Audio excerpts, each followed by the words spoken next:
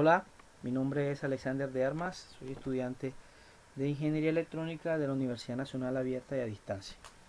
En este momento me dispongo a realizar una explicación acerca del efecto fotoeléctrico y el efecto Compton, que es mi fase 4 de evaluación para el curso de estructura molecular. Pues mi grupo de trabajo es el grupo 39 y el código de estructura molecular es el 401582.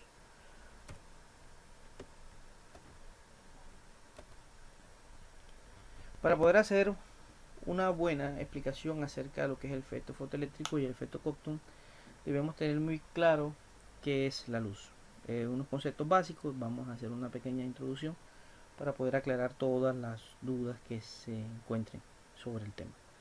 Pues la luz es una radiación electromagnética que puede propagarse en forma de ondas en línea recta y en el vacío, y se le conoce como ondas electromagnéticas. La luz, como todas las relaciones electromagnéticas, están formadas por partículas elementales sin masa denominadas fotones, cuyas propiedades van de acuerdo con la dualidad onda-partícula y explican las características de su comportamiento físico.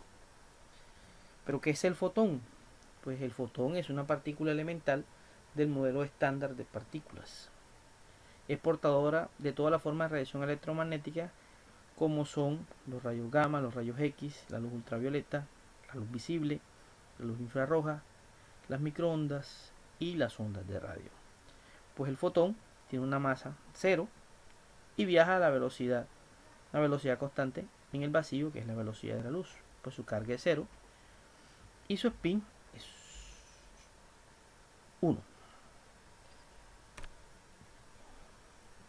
Pero ¿cómo se comporta el fotón? Pues el fotón, como todos los cuantos, el fotón presenta propiedades corpusculares como ondulatorias, que es el principio de onda-partícula. Esto quiere decir que se comporta como una onda y se comporta como una partícula. ¿Cómo lo vemos como cuando se comporta como una onda?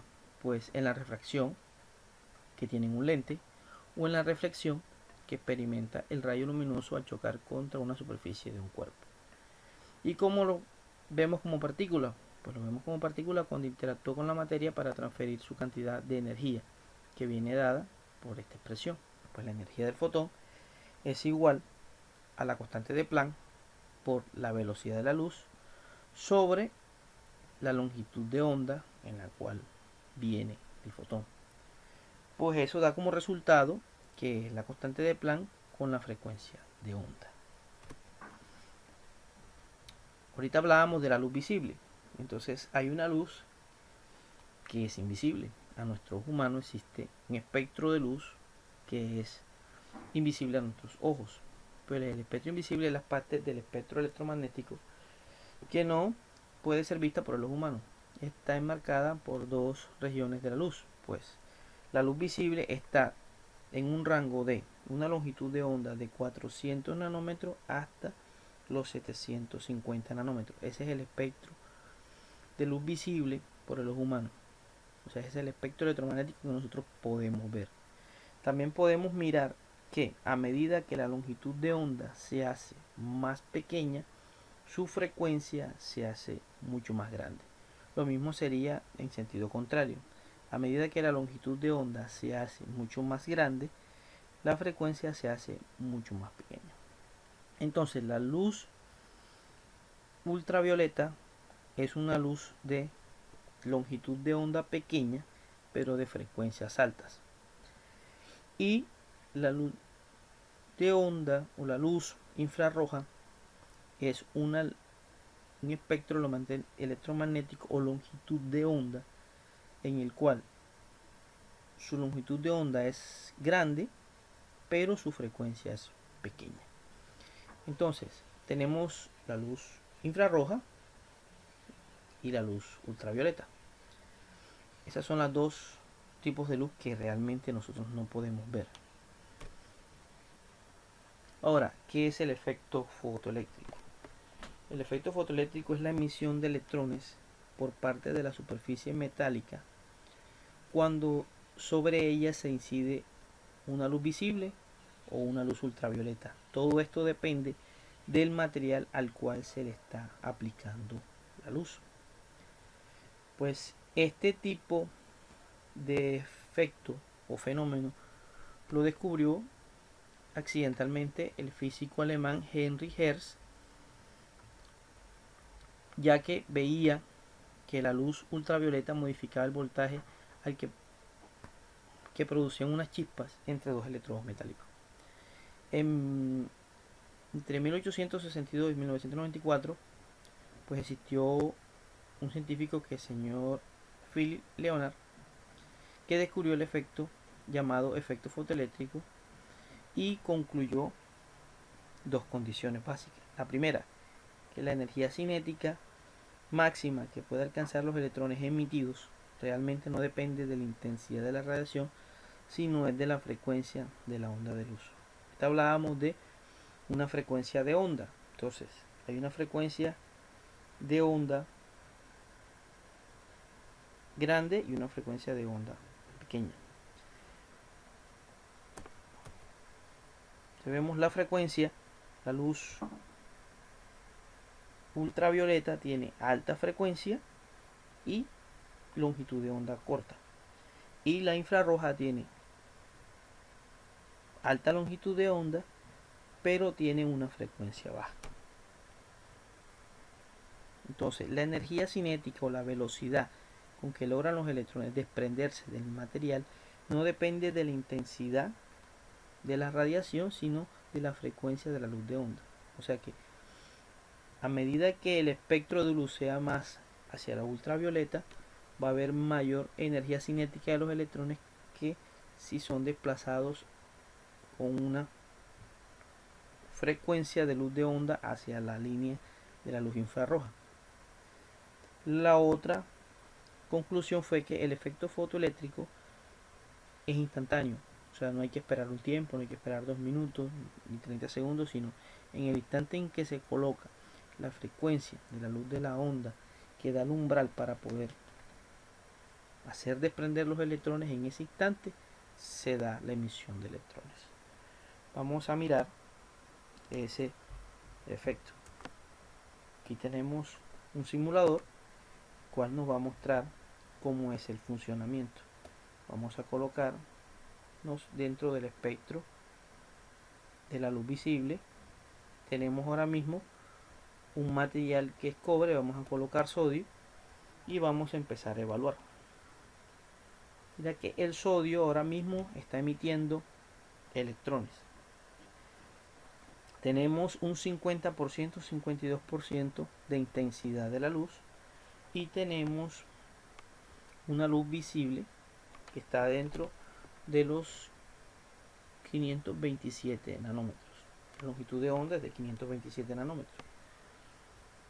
Vamos a buscar una frecuencia de onda menor para ver en qué momento se da el desprendimiento de electrones. Ahí no hay desprendimiento de electrones por el efecto fotoeléctrico. A medida que me voy acercando hacia la luz ultravioleta, o sea, aumentando la frecuencia de onda, se empiezan a dar los desprendimientos de los electrones. ¿Qué pasa con la intensidad? La intensidad me da la cantidad de corriente o flujo de electrones que va desde el cátodo, que es la parte negativa, hacia el ánodo, que es la parte positiva de la placa. A medida que aumento la intensidad de la luz, voy a ver un aumento de la cantidad de electrones que se van a desprender del cátodo y van hacia el ánodo.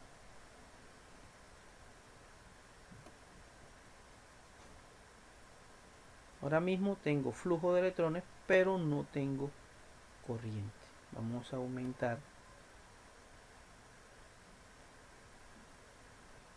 la frecuencia de la luz de onda y vamos viendo que a medida que me voy acercando a la luz ultravioleta, o sea, por debajo de los 400 nanómetros de longitud de onda, estoy viendo aquí una corriente de electrones que van saliendo desde el cátodo hasta el ánodo.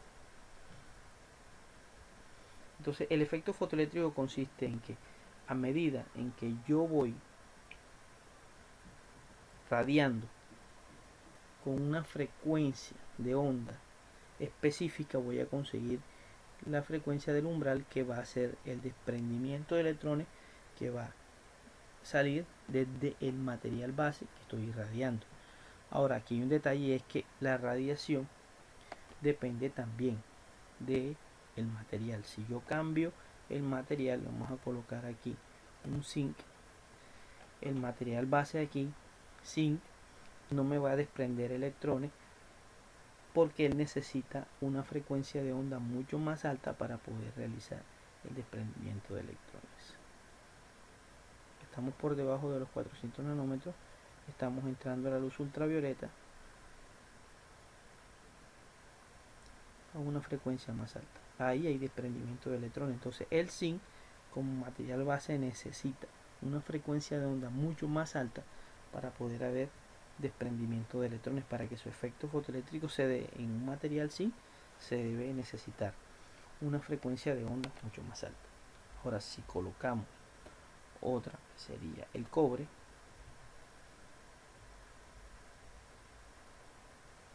vemos que el cobre, los electrones que se están desprendiendo van a una velocidad mucho más alta. Listo, seguimos.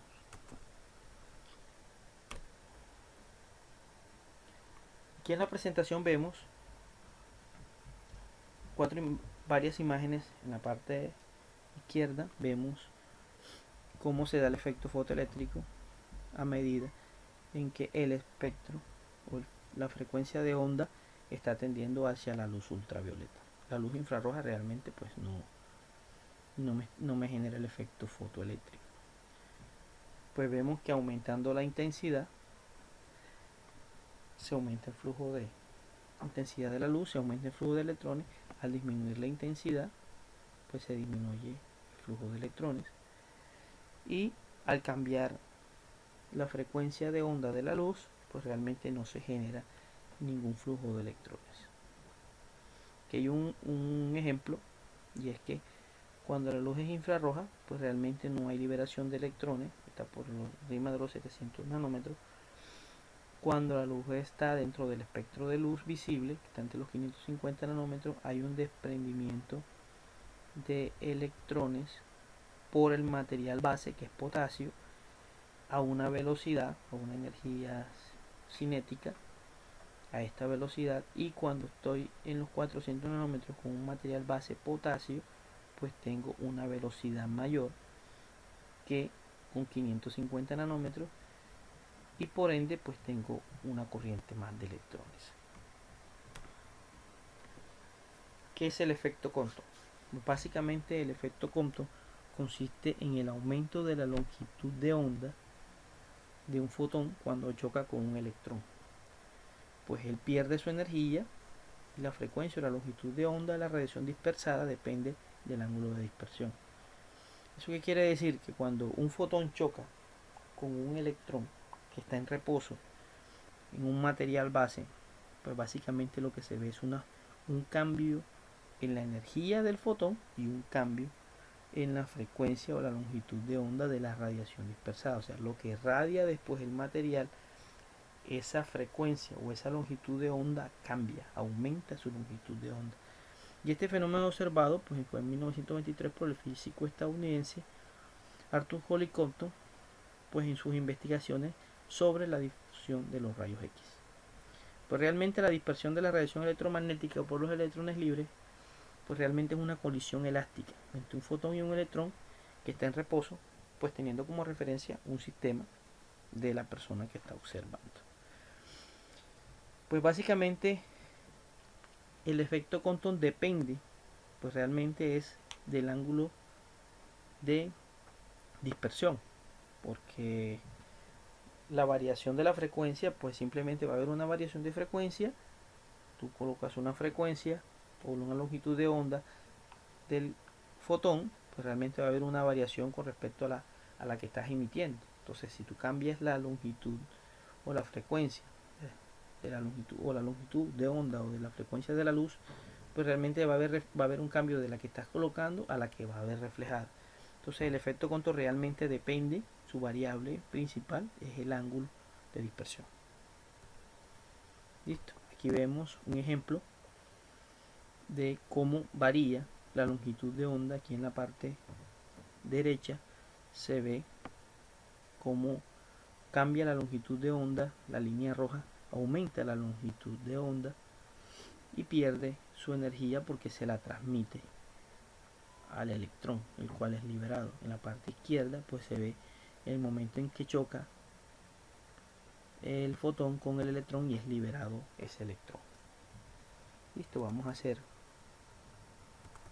una pequeña explicación con un simulador que tenemos acá y podemos mirar cuál es su funcionamiento. Vamos a colocar un ángulo de 20 grados y vemos cómo la radiación incidente, que es la misma, el ángulo crea una diferencia en la radiación dispersada o difundida.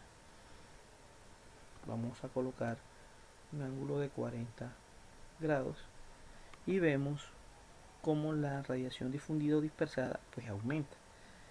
A medida que voy aumentando el ángulo, pues la radiación difundida o dispersada va aumentando, va en aumento.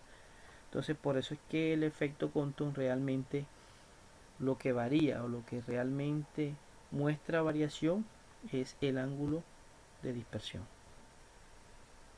Listo, bueno, eso básicamente es mi aporte. Aquí están mis referencias bibliográficas y hago entrega de mi trabajo.